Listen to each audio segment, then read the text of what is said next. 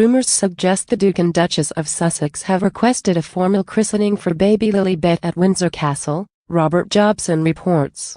Writing in the Mirror, he said, "Now there is talk, as she is already older than her brother Archie was when he was christened that they are pushing for a ceremony in the private chapel at Windsor Castle." The Duke and Duchess, who are all set to travel to the UK for daughter Lilibet's christening, will meet the monarch alone, with no officials involved. Speaking to Palace Confidential, royal expert Rebecca English also said, "Meeting the family is very different from the summit, which we saw at Sandringham not that long ago, which is a kind of suggestion that they'll be thrashing out family issues." Queen Elizabeth II will ensure that there will be no officials getting involved when Prince Harry and Meghan Markle return to the UK, as the royal family are aware that any interference would really wind Harry and Meghan up. When asked how Buckingham Palace are preparing for such a meeting, English revealed, "I've spoken to people about that this week. They've stressed to me that if and when it happens, it will very much be a private, family get-together.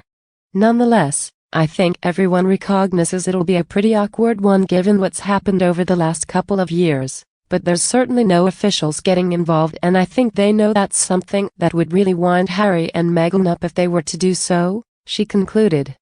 Harry and Meghan's decision to name their second child Lilibet was considered by many an attempt to heal their rift with the royal family.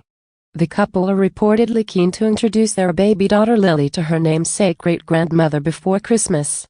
Her Majesty's staff have not responded so far. In fact, there has also been discussion about Christmas and whether an invitation should be sent out to Harry and Meghan, after they spurned one last year. The Queen is still very fond of Harry, and would love to see Lilibet and her brother Archie. But courtiers are surprised by the move, especially from Meghan, after what has happened. According to reports, the Sussexes have offered to fly in to see the royal family and consider it an olive branch. If they do make the trip, it will be Meghan's first visit to the UK since Megxit in March 2020. Today, the Duke of Sussex and First Lady Jill Biden paid tribute to those who would have taken part at the Warrior Games. After a virtual attendance to honor Warrior Games athletes and their supporters, the Duke of Sussex turns 37 on September 15. Reports suggest Harry plans to mark the day with a special message. Royal expert Richard Fitzwilliams said, "The Sussexes like to announce charity initiatives on their birthdays. We saw it last year when Harry announced funding for CampFed, a charity helping support African girls in education, so it's possible he will do something similar this year." On her 40th birthday, the Duchess of Sussex also revealed she'd persuaded 40 friends, including athletes, artists, and world leaders, to contribute 40 minutes of mentorship to support women re-entering the workforce. Mr. Fitzwilliams added Harry might promote the Invictus Games to mark his 37th birthday. He said, "Of course, the one thing we've learned about Harry and Meghan is that they're very unpredictable." Harry returned to the UK alone for Prince Philip's funeral on April 17, and joined other members of the royal family by walking behind the hearse to St George's Chapel. The Duke also returned to London to join Prince William in unveiling a new statue dedicated towards Princess Diana at Kensington Palace on July 1.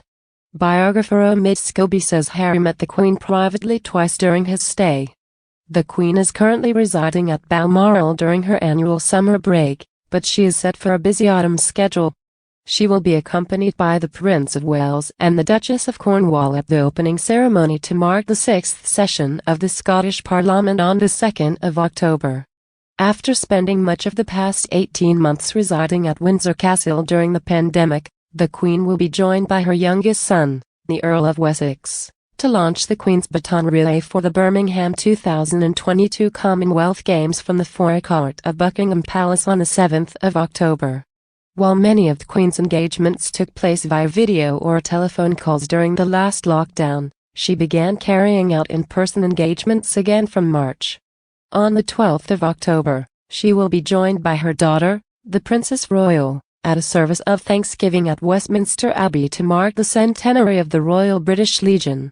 Her Majesty will also host a reception at Windsor Castle to mark the Global Investment Summit on the 19th of October. And in November, she will return to Scotland to attend a reception for the COP26 summit. Thank you for watching. If you liked, feel free to leave a comment below. Don't forget to subscribe and click the bell icon to get new video updates. We will update the latest videos about the royal family every day. Thanks and goodbye.